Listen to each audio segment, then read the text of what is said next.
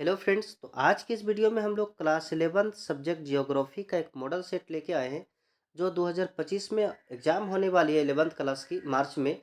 उसके लिए बहुत ही ज़्यादा महत्वपूर्ण है क्योंकि ये जो वीडियो है या मॉडल सेट है, ये मॉडल सेट उसका पैटर्न को बताता है कि जो एग्ज़ाम होने वाली है उसका क्या पैटर्न रहने वाला है, किस चैप्टर से कैसा क्वेश्चन आने वाला है। तो ये वीडियो आप लोग के लिए बहुत ही ज़्यादा महत्वपूर्ण है। तो आइए हम इस वीडियो का सोल्यूशन जो है ना बहुत ही ज़्यादा डिटेल से समझेंगे। तो हम स्टार्ट करते हैं इसका फर्स्ट नंबर क्वेश्चन से। देखिए इसमें टोटल 40 क्वेश्चन है और टाइम आप लोग का 1 घंटा दिया जाएगा। फाइनल एग्जाम जब होगा तो 40 नंबर का होगा और 1 घंटा का समय दिया जाएगा। बाकी बस 10 नंबर जो है ना सबको कॉलेज से मिलेगा। टोटल 50 नंबर का आप लोग का एग्जाम होने वाला है। तो आइए हम स्टार्ट करते हैं। देखिए इसमें फर्स्ट नंबर क्वेश्चन क्या बोला है, भौगोलिक अध्ययन में क्रमबद्ध उपागम को किस भूगोलवेत्ता ने प्रदर्शित किया था। तो उस भूगोलवेत्ता का नाम था अलेक्जेंडर बोन हम्बोल्ट। क्या नाम था? Alexander bone Humboldt. क्रमबद्ध उपागम, क्रमबद्ध मतलब क्या होता है, कोई भी चीज को क्रम से पढ़ना। तो ये कौन किया था? Alexander bone Humboldt. Second question पे हम लोग आते हैं।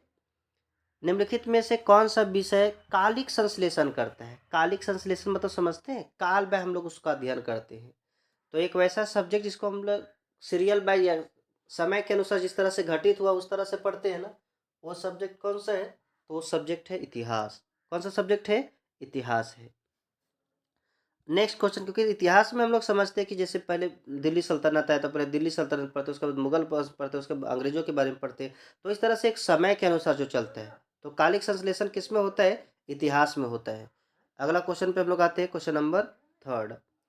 पृथ्वी व सूर्य की औसत दूरी कितनी है? इसका मतलब क्या हुआ कि जैसे यहाँ पे पृथ्वी है और ये सूर्य है, ये दोनों के बीच का दूरी जो है ना घटते बढ़ते रहता है। तो ये दोनों का बीच का जो मैक्सिमम दूरी होता है ना, कब होता है? 4 जुलाई का होता है। और मिनिमम दूरी कब होता है? 3 जनवरी का होता है। मतलब सूर्य और पृथ्वी का सबसे कम दूरी 3 जनवरी को होता है और सबसे अधिक दूरी 4 जुलाई का होता है। लेकिन यहाँ पे क्वेश्चन पूछा है पृथ्वी व सूर्य की औसत दूरी कितनी होती है। तो जब औसत दूरी पूछा जाए ना तो लगभग 15 करोड़ किलोमीटर होता है। अगर 15 करोड़ किलोमीटर ऑप्शन में नहीं है, ये लगभग में होता है 15 करोड़ किलोमीटर, तो 15 करोड़ से जो नज़दीक में होगा वो हम लोग का आंसर हो जाएगा। यहाँ पे देखिए 14,95,98,98,000, ये 15 करोड़ के करीब है। तो यही वाला एग्जैक्ट सही है। इसको लगभग में कितना देता है? तो 15 करोड़ किलोमीटर होता है। इसीलिए हम लोग 15 करोड़ किलोमीटर जो है ना याद रखेंगे। अगला क्वेश्चन है 4 नंबर। निम्नलिखित में से कौन सा तत्व वर्तमान वायुमंडल के निर्माण में संशोधन में सहायक नहीं है? तो यहाँ पे याद रखेगा विभेदन। क्या है? विभेदन। तब 4 नंबर का क्वेश्चन क्या हो जाएगा? Answer C. अगला क्वेश्चन है दक्षिण अफ्रीका में सोने की खाने के लिए कितनी गहरी की गई है?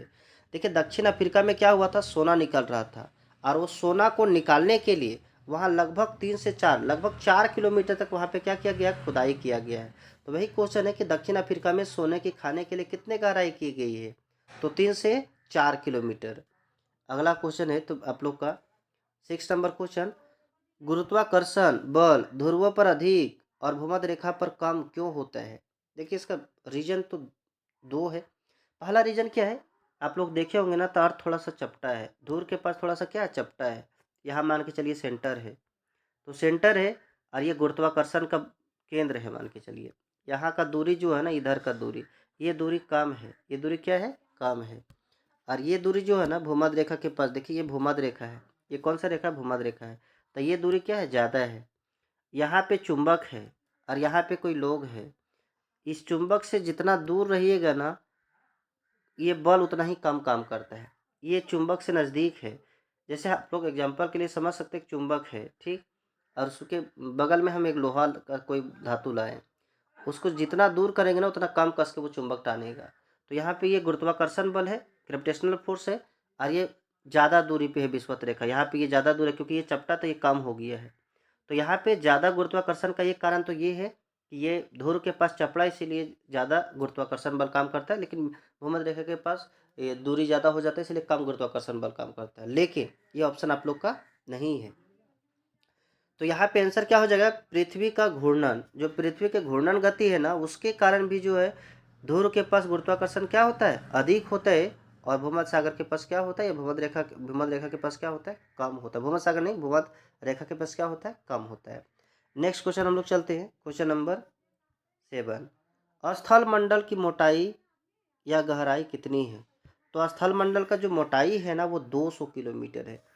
देखिए हम लोग यहाँ पे पढ़े होंगे क्रस्ट मेंटल कोर, तो क्रस्ट के और मेंटल का कुछ भाग, ये दोनों मिलाकर के स्थल मंडल कहलाता है। और स्थल मंडल का कुल मोटाई जो है ना 200 किलोमीटर है। कितना है, 200 किलोमीटर है। अगला क्वेश्चन हम लोग चलते हैं, भूगर्भ में ध्वनि तरंग के समान चलने वाली तरंग क्या है? देखिए भूगर्भ में जो ध्वनि तरंग की तरह जो भूकंप चलता है ना उसे बोला जाता है प्राथमिक तरंग। क्या बोला जाता है, प्राथमिक तरंग बोला जाता है। अगला क्वेश्चन पे हम लोग चलते हैं, क्वेश्चन नंबर 9। रिएक्टर स्केल से क्या मापा जाता है? तो जानते हैं हम लोग भूकंप की तीव्रता, भूकंप का जो तीव्रता है ना कि कितना भूकंप का तीव्रता है, 1 2 3 4 5, कितना ज़्यादा तीव्रता है। जितना ज़्यादा तीव्रता वाला भूकंप आता है उतना ज़्यादा नुकसान कराता है, उतना ज़्यादा क्षति होता है। तो रिएक्टर स्केल पे जो है हम लोग भूकंप की तीव्रता को मापते हैं। क्या मापते हैं, भूकंप की तीव्रता को मापते हैं। नेक्स्ट क्वेश्चन पे हम लोग चलते हैं, क्वेश्चन नंबर 10। क्या है, महाद्वीपीय विस्थापन सिद्धांत सन 1912 में। देखिए बहुत ही महत्वपूर्ण क्वेश्चन है। पहला पूछ सकता है कि महाद्वीपीय विस्थापन का सिद्धांत कब दिया गया था? तो याद रखिएगा डेट 1912 ईस्वी में दिया गया था। किसने दिया था? अल्फ्रेड वेगनर, अल्फ्रेड वेगनर ने दिया था। महाद्वीपीय विस्थापन का सिद्धांत क्या होता है? तो ये महाद्वीप जो था ना, महाद्वीप ये क्या है, एक दूसरे से विस्तारित हो रहा है। क्या हो रहा है, विस्तारित हो रहा है, मतलब एक दूसरे से दूर जा रहा है।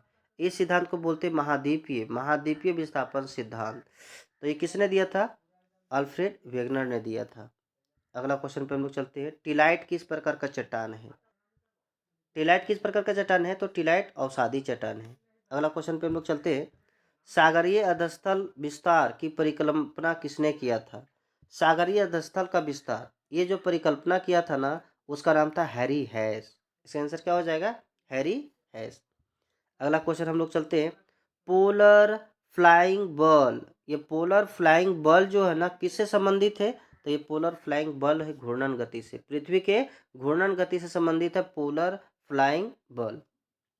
अगला क्वेश्चन पे हम लोग चलते हैं, निम्नलिखित में से कौन सा एक अनुक्रमिक प्रक्रिया है? अनुक्रमिक प्रक्रिया इसमें कौन सा है? तो पटल विरूपणी। ये पटल विरूपणी जो है ना ये अनुक्रमिक क्रिया है, मतलब ये बार बार होते रहता है। अगला क्वेश्चन पे हम लोग आते हैं, निम्न में से किन प्रदेशों में रासायनिक अपक्षय प्रक्रिया आंतरिक अपक्षय प्रक्रिया की अपेक्षा अधिक होती है?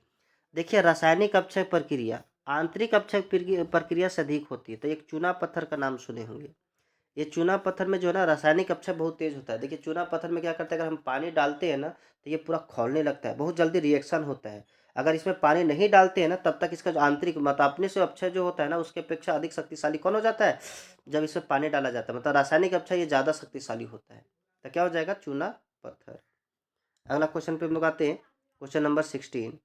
निम्नलिखित में से कितनी ऊंचाई पर ऑक्सीजन की मात्रा नग्न हो जाती है?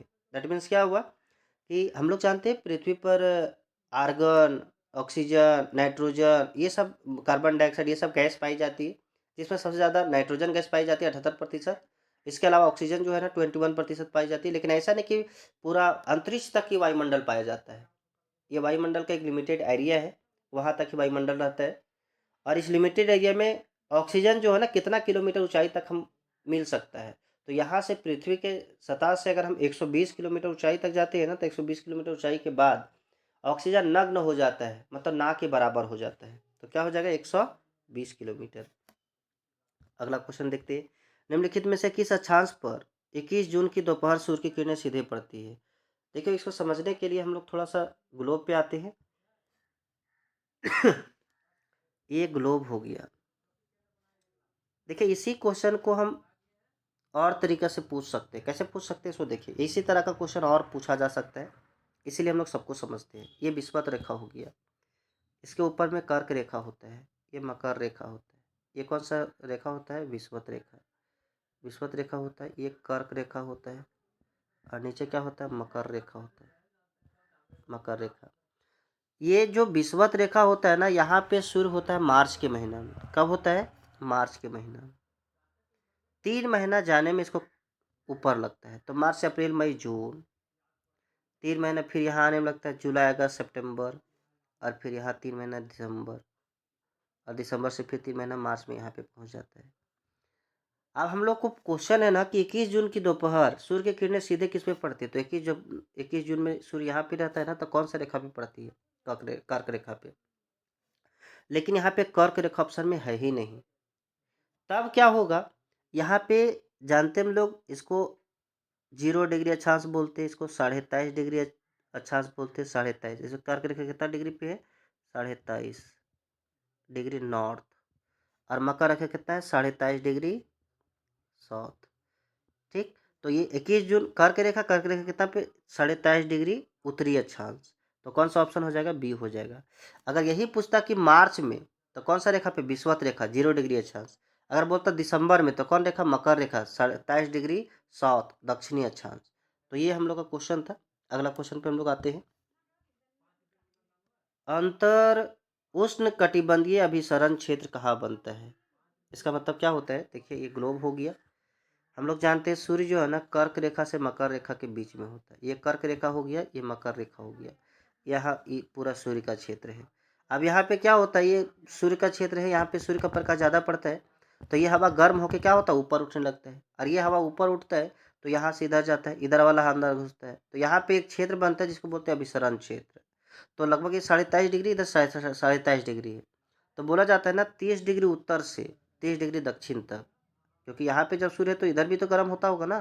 तो 30 डिग्री उत्तरी से 30 डिग्री दक्षिणी तक का जो बीच का क्षेत्र है, उसी को उष्ण कटिबंधीय अभिसरण क्षेत्र बोलते हैं। उष्ण कटिबंधीय का मतलब होता है, उष्ण मतलब गर्म और कटिबंध मतलब क्षेत्र, वैसा क्षेत्र जो गर्म वाला क्षेत्र है, तो उसको उष्ण कटिबंधीय अभिसरण क्षेत्र बोलते हैं। तो 30 डिग्री उत्तरी से 30 डिग्री दक्षिणी अक्षांश के बीच वाला क्षेत्र। अगला क्वेश्चन पे हम लोग चलते हैं, क्वेश्चन नंबर 19। समुद्र तल पर वायु दाब कितना होता है? देखिए, वायु दाब जो होता है ना, वायु का जो दबाव होता है, वो समुद्र के सतह पे कितना होता है? तो 1013.25 मिलीबार। मिलीबार क्या होता है? तो मिलीबार किसको मापा जाता है? मिलीबार वायु दाब के प्रेशर को मापा जाता है मिलीबार में। तो कितना दाब होता है? 1013.25, 2 और 5 मिली बार। अगला क्वेश्चन पे हम लोग चलते हैं, क्वेश्चन नंबर 20। उष्ण कटिबंधीय चक्रवात को ऑस्ट्रेलिया में क्या कहा जाता है? तो उष्ण कटिबंधीय चक्रवात को ऑस्ट्रेलिया में विली विलीज कहा जाता है। क्या कहा जाता है? विली विलीज कहा जाता है। चक्रवात को, जहाँ पे जो चक्रवात आता है उसको अलग एक नाम से जाना जाता है। जैसे हुदहुद हो गया, भारत में आया था आंध्र प्रदेश के तट पे, उस तरह से बहुत ज़्यादा चक्रवात जो है ना आते रहता है सभी देशों में। तो ये बिली बिलीज जो है ना, चक्रवात कहाँ का है? ऑस्ट्रेलिया का है।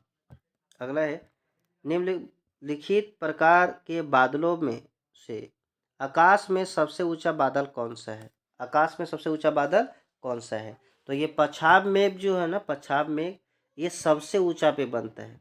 पछाब बादल जिसको बोलते हैं, ये बादल आकाश में सबसे ऊंचा पे होता है, पछाब मेघ। और ये वर्षा मेघ होता है ना, इससे ज़्यादा वर्षा होता है। ठीक, अगला क्वेश्चन पे हम लोग आते हैं। पृथ्वी के धरातल के निकट वायु की औसत वार्षिक तापमान कितना है? तो पृथ्वी के धरातल के निकट जो है ना, तापमान कितना होता है? तो लगभग 15 डिग्री होता है। कितना होता है? 15 डिग्री होता है। लेकिन यहाँ पे जो जैक के द्वारा आंसर दिया गया है ना, इसमें 16 डिग्री दिया गया है। आप लोग अगर इस क्वेश्चन का आंसर जानते हैं तो कमेंट जरूर कीजिएगा, लेकिन मेरे हिसाब से लगता है ये 15 डिग्री होना चाहिए था। ठीक, नेक्स्ट क्वेश्चन पे हम लोग आते हैं। क्या बोला है? 23 नंबर क्वेश्चन, जलवायु के वर्गीकरण से संबंधित कोपेन के पद्धति को व्यक्त किया जा सकता है। देखिए, कोपेन जो है ना, ये जलवायु का जो वर्गीकरण किया था वो अनुभव के आधार पे किया था, कि वहाँ पे जिस जैसा उसका अनुभव हुआ उस तरह से वो वर्गीकरण किया था। तो यहाँ पे क्या हो जाएगा? अनुभाविक हो जाएगा। अगला क्वेश्चन पे हम लोग चलते हैं। सामान्यतः खुले महासागर में लवणता कितनी होती है? तो हम लोग को ख्याल रखना है, जो खुले महासागर होता है उसकी लवणता जो है ना, 33 से 37% होता है। कितना होता है? 33 से 37% होता है।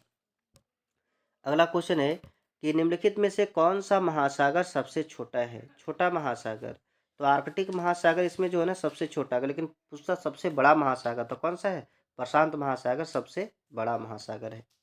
अगला क्वेश्चन पे हम लोग आते हैं, क्वेश्चन नंबर 26।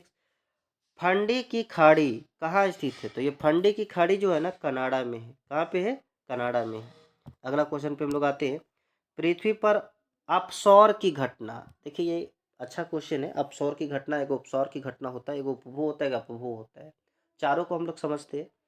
अपसौर क्या होता है? जब सूर्य और पृथ्वी, ये सूर्य हो गया, जब सूर्य और पृथ्वी के बीच दूरी मैक्सिमम होता है। दूरी क्या होता है? अधिक होता है। जब सूर्य और पृथ्वी के बीच की अधिकतम दूरी होता है ना, उस घटना को अपसौर बोलते हैं। क्या बोलते हैं? अपसौर बोलते हैं।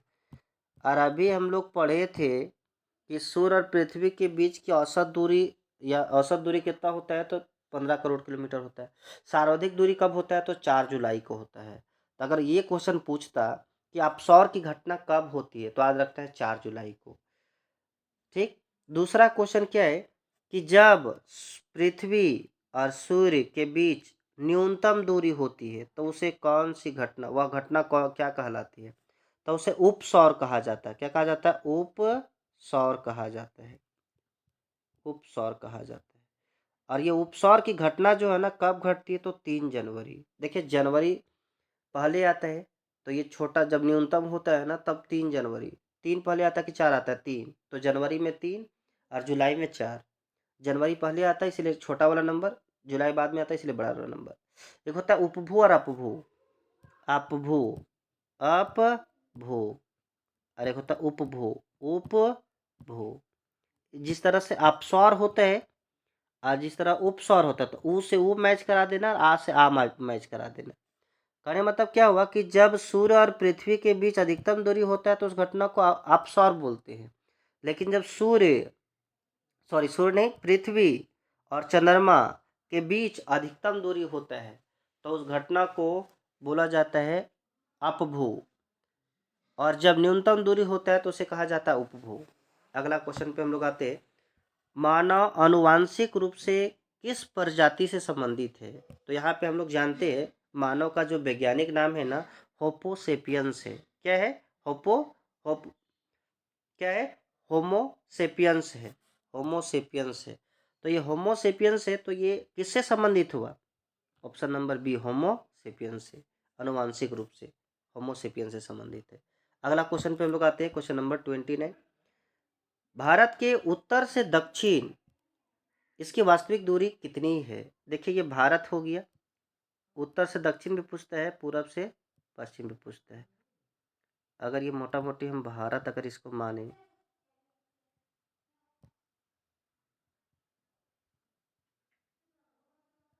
ये भारत हो गया, तो ये उत्तर होता है और ये दक्षिण होता है। ये नॉर्थ हो गया और ये साउथ हो गया, ये नॉर्थ हो गया। और यहाँ से यहाँ तक का जो दूरी है इसको बोलते हैं उत्तर से दक्षिण तक की दूरी। और ये हो गया पश्चिम और ये हो गया पूर्व। यहाँ से यहाँ तक का जो दूरी है इसको बोलते हैं पूर्व से पश्चिम तक की दूरी। ये दोनों दूरी हम लोग को क्या करना है? याद करना है। तो ये दोनों दूरी समझते कितना कितना है? तो ये जो उत्तर से दक्षिण का दूरी है ना वो 32 से 14 किलोमीटर है। 32, 3 2 1 और 3 2 1 हो गया, तो एक 4 बचे तो 4 लिखेंगे। 32 से 14 किलोमीटर। और ये जो है ना पूरब से पश्चिम, ये है 2933। ये कितना है?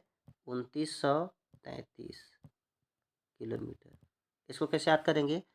3 3 3 3 कितना होता है? 9 और 3 कितना बार लिखे? 2 बार लिखे, तो ये 2933 किलोमीटर। ठीक। अगला क्वेश्चन पे हम लोग आते हैं, क्वेश्चन नंबर 30। वर्तमान अनुमान के अनुसार पृथ्वी की आयु लगभग कितनी है? तो पृथ्वी की आयु जो है ना लगभग 46 करोड़ साल हुआ है। कितना हुआ है? 46 करोड़ साल हुआ है। अगला क्वेश्चन पे आते हैं, गंगा सिंधु या सिंधु गंगा ब्रह्मपुत्र के मैदानों में जलोढ़ की औसत गहराई कितनी है? तो जो औसत गहराई है ना 1000 से 2000 मीटर है। क्योंकि देखिए मैदान जो भी बनता है ना वो निचला हिस्सा में बनता है, जो पृथ्वी के सतह से थोड़ा नीचे होता है। कहने का मतलब क्या है कि जो और पर्वत हो जाता है या पठार हो जाता है, उससे वो जो नीचे भूमि होता है ना वहीं पे मैदान का निर्माण होता है। तो कितना गहरा है? लगभग 1000 से 2000 मीटर क्या है? गहरा है। अगला क्वेश्चन पे हम लोग आते हैं, क्वेश्चन नंबर 32। क्या बोला है? अंडमान और निकोबार को कौन सा जल क्षेत्र अलग करता है? तो यहाँ पे अगर पूछा जाए ना कि अंडमान निकोबार को कौन सा चैनल से अलग करता है, तो इसका आंसर 10 डिग्री होगा। तो कौन सा जल क्षेत्र अलग करता है? 10 डिग्री करता है। लेकिन जैक के द्वारा जो आंसर दिया गया है ना, 11 डिग्री चैनल दिया गया है।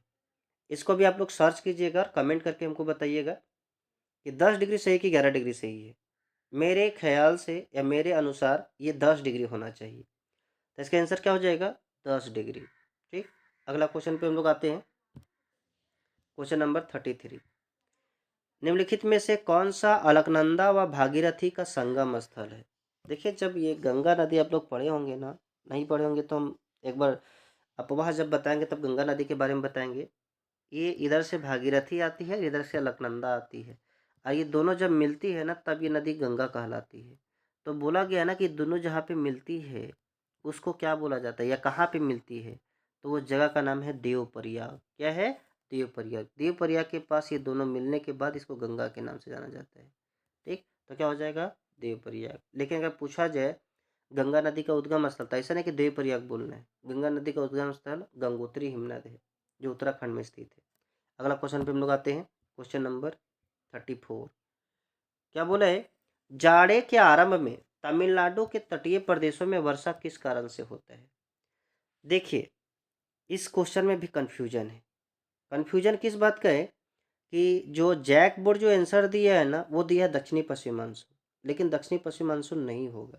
क्यों नहीं होगा वो समझते हैं हम लोग। देखिए, जो भारत है ना, ये सबसे पहले हम लोग समझते हैं कि मानसून भारत में इंटर कैसे करता है। थोड़ा सा टाइम लगेगा, लेकिन आप लोग समझिए ताकि आप लोग को अच्छा से समझ में आ सके। देखिए, हम इसको जूम करते थोड़ा सा। देखिए, यहाँ पे होता क्या है, ये भारत है। समझने के लिए इतना काफ़ी है। भारत ऊपर नहीं बनाए हैं हम, इतना नीचे वाला बनाए हैं केवल पोर्शन। अब होता क्या है कि जब यहाँ पे सूर्य का प्रकाश होता है तो यहाँ पे गर्मी होता है, और गर्मी होता है ना, तो क्या होता है कि ये हवा ऊपर जाता है। हवा क्या होता है? ऊपर जाता है। एक नियम था फेरल का नियम, उसमें क्या बोला गया था कि उत्तरी गोलार्ध में हवा जो है ना अपना दाईं ओर मुड़ेगा। तो ये देखिए विषुवत रेखा मान के चलिए ये है, और ऊपर वाला उत्तरी गोलार्ध हो गया, तो इधर जो हवा चलेगा ना वो अपना दाईं ओर मुड़ेगा। तो हवा जो है ना ऐसे जैसे यहाँ पे गर्म हो गया तो यहाँ वाला हवा ऊपर उठेगा, ये वाला हवा से ऊपर चला गया, तो इधर से हवा जाएगा, और इधर से हवा जाएगा तो जैसे उत्तरी गोलार्ध में जाएगा ना तो अपनी दाईं ओर मुड़ जाएगा। और अपने दाईं ओर मुड़ जाएगा तो जैसे यहाँ से हवा आया तो दाईं ओर इधर जाएगा, या तो इधर जाएगा या तो इधर घुसेगा, है कि नहीं? तो देखिए इधर से जो है ना मानसून इंटर करता है, और सबसे पहले जो है ना केरल, ये कौन सा राज्य पड़ता है? पश्चिमी तटीय मैदान। यहाँ पे खूब ज़्यादा वर्षा होता है। सबसे पहले जो है ना केरल में वर्षा होता है, और खूब ज़्यादा वर्षा होता है। अब यहाँ पे इसका डायरेक्शन अगर हम देखें तो ये मानसून का डायरेक्शन क्या है? तो यहाँ डायरेक्शन समझिए, ये होता है ऊपर वाला क्या होता है? नॉर्थ, उत्तर। ये होता है ईस्ट, पूरब। कलर चेंज कर लेते हैं। ये होता है साउथ, और ये होता है वेस्ट। देखिए यहाँ पे इधर से मानसून ऐसे इंटर कर रहा है, ऐसे नहीं इंटर कर रहा है। इसका डायरेक्शन ना तो हम पश्चिम बोल सकते ना तो दक्षिण बोल सकते, इसको हम दक्षिणी पश्चिमी मानसून बोलेंगे। क्या बोलेंगे? दक्षिणी पश्चिमी मानसून। और ये मानसून कब इंटर करता है? तो गर्मी के दिन जैसे होता है ना, जुलाई, जून जुलाई, उस टाइम इंटर करता है। ठीक, तो ये गर्मी का दिन है। जून जुलाई क्या होता है? गर्मी के दिन। इसी के कारण जो है ना मानसून जब इंटर करता है तो बरसात आता है, और ये जो है ना लगभग जुलाई अगस्त तक ये पूरा अंदर जाता है। उसके बाद ये मानसून वापस लौटता है। ये मानसून क्या होता है? वापस लौटता है।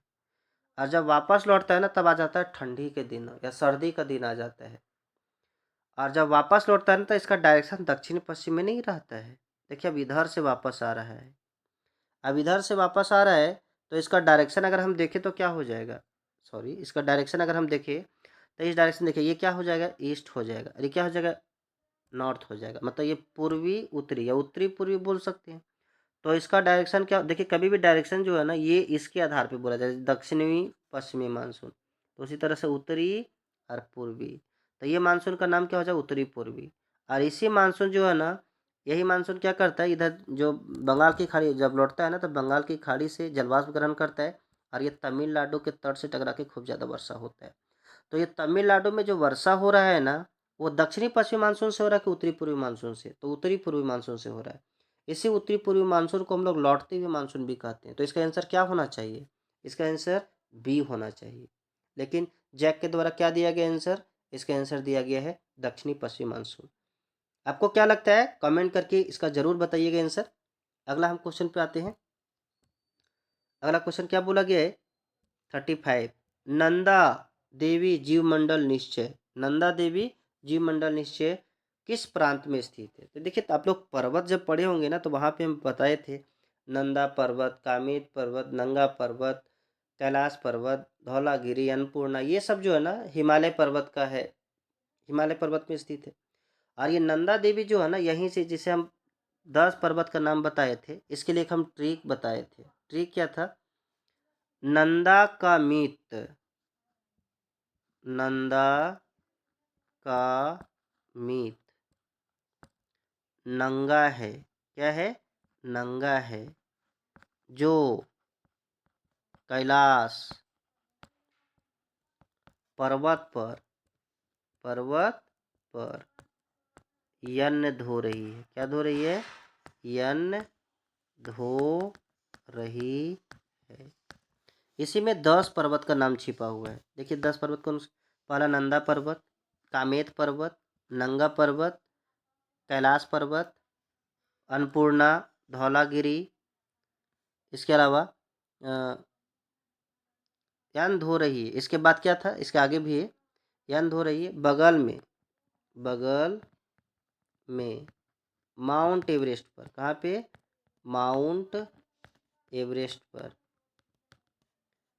कंचन ने, न मैकालू ने, मकालू ने कंचन से, कंचन से नाम पूछ लिया, नाम पूछ लिया। ऐसे ये एक सेंटेंस हो गया।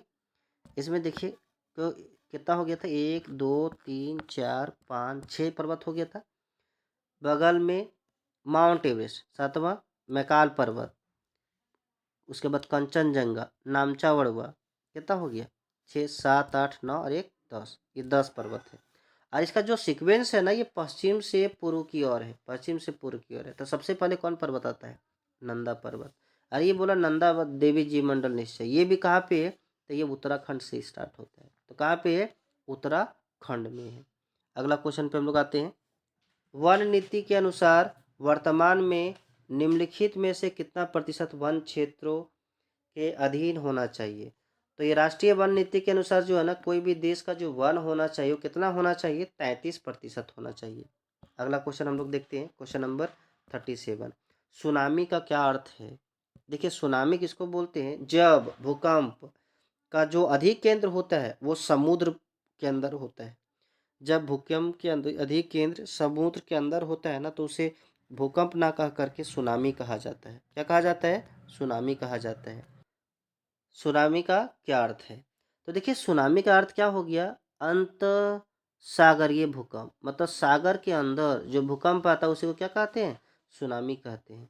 अगला क्वेश्चन पे हम लोग आते हैं, क्वेश्चन नंबर 38। इनमें से किस नदी को माजुली नदीय द्वीप स्थित है?